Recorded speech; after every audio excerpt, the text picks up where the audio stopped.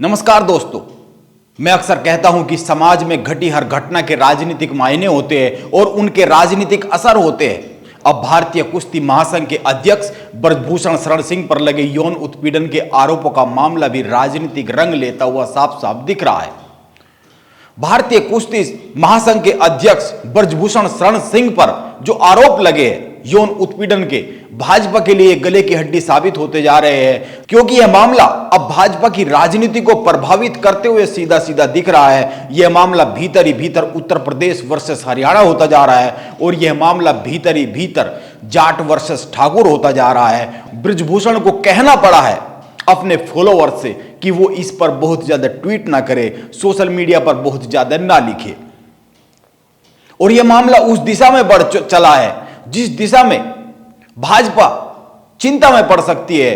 अगर ब्रजभूषण को पद से हटाया जाता है तो उत्तर प्रदेश में ठाकुर लॉबी नाराज हो जाएगी और ब्रजभूषण की ठाकुर लॉबी पर, ठाकुर वोट पर बड़ा गहरा असर है, बड़ी गहरी पकड़ है। वो खुद 6 बार से सांसद है, उनकी पत्नी केतकी सिंह भी सांसद रही है और उनका बेटा प्रतीक भी 2 बार से विधायक है। कई जिले हैं जिन पर सीधे सीधे ब्रजभूषण का असर है। उन पर कार्रवाई भाजपा का पूर्वांचल का जातीय समीकरण बिगाड़ सकती है और पूर्वांचल में, जैसा कि मैंने कहा, भाजपा चिंता में दिखती भी है। आप इसको प्रमाण के तौर पर उत्तर प्रदेश के जो विधानसभा के चुनाव है 2022 के, उनका परिणाम उठाकर देख लीजिए। आप समझ जाएंगे कि पूर्वांचल में जो जातीय समीकरण है वो भाजपा के बहुत ज्यादा पक्ष में नहीं है, अगर वहां पर छोटी छोटी पार्टियों को भाजपा ना जोड़े तो। इसके बाद भी, और अगर ब्रजभूषण पर कोई कठोर एक्शन नहीं लिया जाता तो हरियाणा और पश्चिमी उत्तर प्रदेश में जाट भाजपा से नाराज हो जाएंगे। वैसे भी हरियाणा में तो जाट भाजपा से नाराज है ही, पश्चिमी उत्तर प्रदेश के समीकरण भी बिगड़ सकते हैं। पश्चिमी उत्तर प्रदेश में बहुत बड़ा वर्ग है जो जाट वोटर है, वो बहुत बड़ा वर्ग है जो भाजपा से पहले से ही खिलाफ रहते हैं, 2 भागों में बटे हुए हैं। ब्रजभूषण सिंह के खिलाफ मोर्चा खोलने वाले ज्यादातर खिलाड़ी हरियाणा के ही है और ये जाट समाज से आते हैं। आप ध्यान दीजिए, जो 30 के करीब पहलवान जंतर मंतर पर दिल्ली में बैठे हैं और हरियाणा की खाप पंचायतों ने भी इन पहलवानों का समर्थन कर दिया है। किसान संगठन भी इनके समर्थन में उतर आए हैं। दिल्ली की पालम 360 खाप पंचायत ने भी पहलवानों का समर्थन किया है। अगर ब्रजभूषण पर कोई बड़ा एक्शन नहीं होता है तो जाट समाज इसको लेकर अपने स्वाभिमान से जोड़ते हुए नाराज हो सकता है। और अब दूसरी तरफ ब्रजभूषण पर एक्शन किया जाना इतना आसान भी नहीं रह गया है। पहली बात, उत्तर प्रदेश का ठाकुर वोट इसका बड़ा कारण है, लेकिन इसके अलावा भी आप 2 बातों पर गौर कीजिए। यह मामला अदालत पहुंच गया है। ब्रजभूषण सिंह के करीबी की ओर से दिल्ली हाईकोर्ट में एक याचिका दायर की गई है जिसमें ब्रजभूषण पर यौन उत्पीड़न के आरोपों को चुनौती दी गई है। इस याचिका में कहा गया है कि दिल्ली में जंतर मंतर पर बजरंग पूनिया, साक्षी मलिक, विनेश फोगाट सहित करीब जो 30 से ज्यादा पहलवानों ने धरना दिया है, इन लोगों ने ब्रजभूषण पर जो आरोप लगाए हैं वो किसी भी कानूनी कार्रवाई करने से पहले धरना प्रदर्शन किया गया है। धरने प्रदर्शन पर बैठने से पहले कानूनी कार्रवाई की जानी चाहिए थी, उसको उस दिशा में बढ़ना चाहिए था, लेकिन उस दिशा में बढ़ा नहीं गया। इन लोगों को कानून के मुताबिक कार्रवाई करनी चाहिए थी, जो कि नहीं की गई। इस याचिका में विनेश फोगाट, बजरंग पूनिया और अन्य पहलवानों के खिलाफ एफआईआर दर्ज करने का आदेश देने की भी मांग की गई है। अब दूसरी बात समझिए, कुश्ती महासंघ से खेल मंत्रालय ने इस पूरे प्रकरण पर जवाब मांगा था, जो कि कुश्ती महासंघ ने भेज भी दिया है। इस जवाब में साफ साफ कहा गया है कि धरने पर बैठे पहलवान एक साजिश के तहत धरने पर बैठे।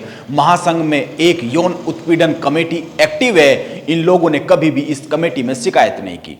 और यौन उत्पीड़न कमेटी की एक सदस्य साक्षी मलिक भी है जो खुद धरने पर बैठी, वो विरोध प्रदर्शन का प्रमुख चेहरा बनी। महासंघ की ओर से मंत्रालय को भेजे जवाब में यह भी कहा गया है कि यह विरोध प्रदर्शन निहित स्वार्थों से प्रेरित होकर किया गया है और इसमें केवल एक ही प्रदेश के पहलवान शामिल हुए हैं, क्योंकि इस साल के अंत में महासंघ के चुनाव होने हैं। अब यह जो निहित स्वार्थों की बात कही जा रही है, आप ध्यान दीजिए, ब्रजभूषण की ओर से कहा गया है कि इस विरोध प्रदर्शन के पीछे हरियाणा के पूर्व मुख्यमंत्री और कांग्रेस के बड़े नेता भूपेंद्र हुड्डा के बेटे दीपेंद्र हुड्डा का हाथ है। यह ब्रजभूषण का बयान है।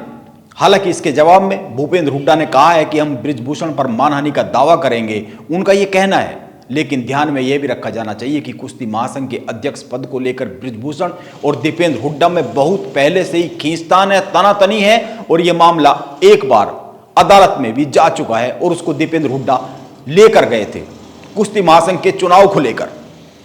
अब अंत में एक बात पर और गौर कीजिए, दिल्ली में जंतर मंतर पर धरने पर बैठे खिलाड़ी बजरंग पूनिया, विनेश फोगाट, साक्षी मलिक, गीता फोगाट, महावीर फोगाट, अंशु मलिक, रवि दहिया, दीपक पूनिया, ये मुख्य तौर पर शामिल हुए और इनके जो साथी, इनके जो समर्थक है वो शामिल हुए करीब 30 के आसपास पहलवान। और इसके अलावा ओलंपिक में देश को बॉक्सिंग में पदक दिलाने वाले और कांग्रेस पार्टी के साथ जुड़ जाने वाले विजेंद्र सिंह ने भी पहलवानों का साथ दिया। ये सभी लोग बृजभूषण के खिलाफ रहे। अब यह देखिए कि बृजभूषण के पक्ष में कौन कौन बोलते रहे। पहलवान नरसिंह यादव बोलते रहे, उनका कहना है कि बृजभूषण के खिलाफ साजिश हो रही है। रेसलर दिव्या कागरान बोलती रही। पूर्व रेसलर अलका तोमर, यूपी कुश्ती संघ के वरिष्ठ उपाध्यक्ष दिनेश सिंह भी बृजभूषण के पक्ष में रहे हैं। इसीलिए बहुत ही साफ सी तस्वीर बन रही है और यह तस्वीर भाजपा की राजनीति को चिंता में डालती हुई दिख रही है, क्योंकि हरियाणा में तो जाट समाज पहले से ही भाजपा के खिलाफ है, लेकिन पश्चिम उत्तर प्रदेश में भी वो दो हिस्सों में बटा हुआ है। जैसा कि मैंने कहा, एक तबका आरएलडी के साथ रहता है और दूसरा एक बड़ा वर्ग भाजपा को वोट करता है।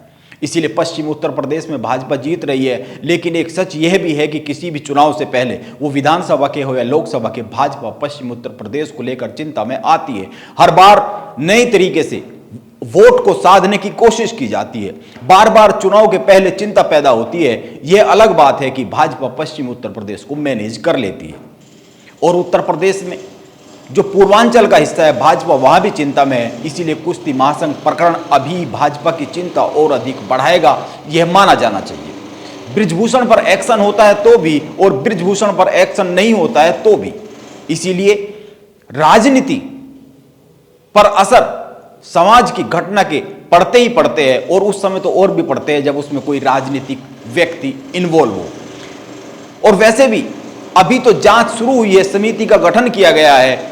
इसका निर्णय क्या होगा, परिणाम क्या होगा, फैसला क्या होगा, यह देखने वाली बात होगी। लेकिन फैसला जो भी होगा उसके राजनीतिक असर तो रहने ही रहने वाले हैं और उससे भाजपा प्रभावित होने ही होने वाली है।